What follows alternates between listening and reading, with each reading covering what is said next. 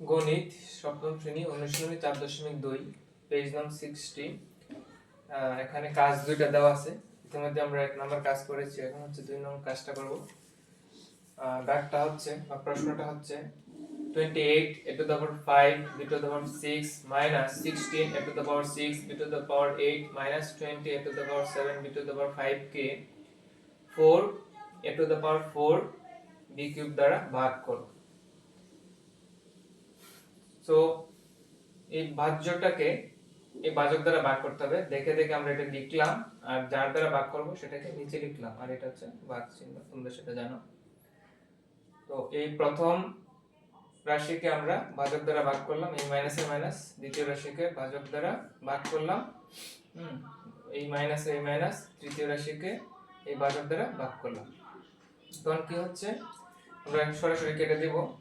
28 কে 4 দ্বারা ভাগ করলে সেটা হয় 7। তো পাওয়ার কি হবে, পাওয়ারটা যেহেতু বেস সমান পাওয়ার মাইনাস হবে, বেস সমান পাওয়ার মাইনাস হবে, এই মাইনাস এর মাইনাস। 16 কে 4 দ্বারা ভাগ করলে কি হয়, 4 হয়। বেস সমান পাওয়ার মাইনাস, বেস সমান পাওয়ার মাইনাস, এই মাইনাস এর minus.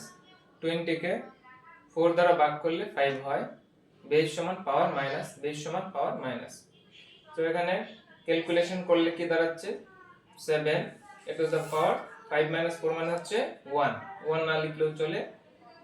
b to the power কি হবে, 6 minus 3 হচ্ছে 3 minus 4 a to the power 6 minus 2 হচ্ছে square, b to the power 8 minus 3 হচ্ছে 5 minus 5 এর 5 a to the power কি হবে, 7 minus 4 হচ্ছে 3 মানে কিউব।